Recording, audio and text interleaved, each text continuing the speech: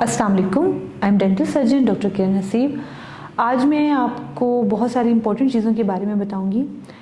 ये मेरे जो वीडियो है वो डेंटिस्ट के लिए है बेसिकली।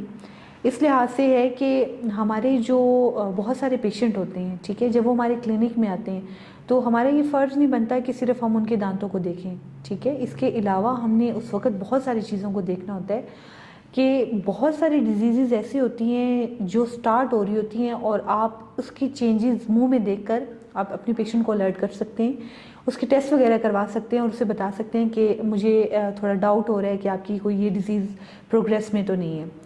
लाइक मैं जैसे भी आपको कुछ बताना चाहती हूँ। कुछ पेशेंट होते हैं, उनको एक डिज़ीज़ होती है जिसे कॉलिक डिसीज़ कहते हैं। उस डिज़ीज़ में क्या होता है, उसमें ये होता है कि हमारी जो खुराक है, जो रोटी के बीच में एक ऐसा प्रोडक्ट है जिसे कहते हैं गैलेडिन, ठीक है। गैलेडिन जो है वो एक प्रोटीन है वीट के अंदर।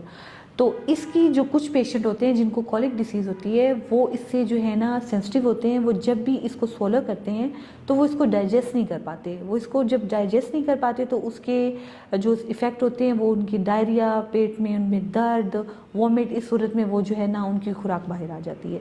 तो इस डिज़ीज़ में होता है क्या है कि जो स्मॉल इंटेस्टाइन होती है वो जो है वो प्रॉपर तरीके से बनी नहीं होती, जिसकी वजह से उसके बीच में ये एबिलिटी नहीं होती कि वो इसको जो है एब्जॉर्ब कर सके। जब वो प्रॉपर तौर से इस चीज़ को एब्जॉर्ब नहीं करेगी तो क्या होगा कि पेशेंट में जो है कुछ डेफिशिएंसीज हो जाएंगी, आयरन की हो जाएगी, फॉलिक एसिड की डेफिशिएंसीज इसमें आ जाएंगी, ठीक है। लेकिन बहुत सारे पेशेंट्स ऐसे होते हैं और बहुत सारे हमारे रूरल एरियाज ऐसे हैं जिसमें लोगों को नहीं पता होता कि उनके जो है ना बच्चे के साथ या बच्ची के साथ या बड़ा जो भी है उसके साथ ये इशू है। उनको समझ नहीं आ रही होती कि रोटी खाते हैं और उल्टी कर देते हैं, उन्हें इस बारे में नहीं पता होता कि इशू क्या है। तो सबसे पहले तो ये जनरल अवेयरनेस की है कि इस तरह की डिज़ीज़ होती है, आपको ये पता होना चाहिए। तो फिर आपने उस पेशेंट को जो है इस वीट से आपने उसको दूर रखना है। आपने उसको ऐसे देना है आटा जिसमें ये जो है गैलेडिन ना हो, ताकि वो पेशेंट उससे इफेक्ट ना हो। अब डेंटिस्ट की क्या रिस्पॉन्सिबिलिटी आती है? जब एक बच्चा 7 साल की उम्र का होता है, ठीक है, और वो डेंटिस्ट के पास विजिट करता है, अभी तक क्लिनिकली उसमें कोई भी ऐसा जो है ना सिम्टम्स नहीं आए होते कि उसको डायरिया, वॉमिट और इस तरह की सिचुएशन आ रही है। लेकिन डेंटिस्ट अगर कीनली ऑब्जर्व करेगा, देखेगा, तो वो जो है एक बता सकता है पेशेंट को कि हो सकता है कि आपको ये डिसीज़ हो। कैसे?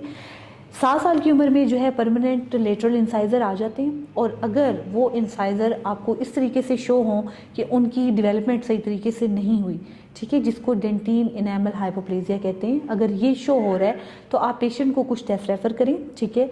आप कहें कि आप प्लीज़ अपनी स्क्रीनिंग करवाएं, ठीक है, सीरोलॉजिकल टेस्ट करवाएं और आप जो है बायोप्सी करवाएं अपने स्मॉल इंटेस्टाइन की, और ये एंडोस्कोपी के थ्रू होगा, ठीक है।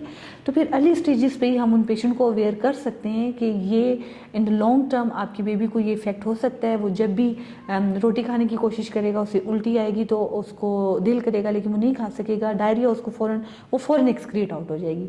तो हम आपने जो है ना अपने बच्चे को ये चीज़ नहीं देनी है। तो एज अ डेंटिस्ट हम मिकोजा को देख के, दांतों को देख के हम बहुत सारी डिजीज़ को अर्ली स्टेज पे रोक सकते हैं और पेशेंट को बता सकते हैं कि आप इसकी ये प्रिकॉशंस लें। Thank you so much. अल्लाह हाफ़िज़।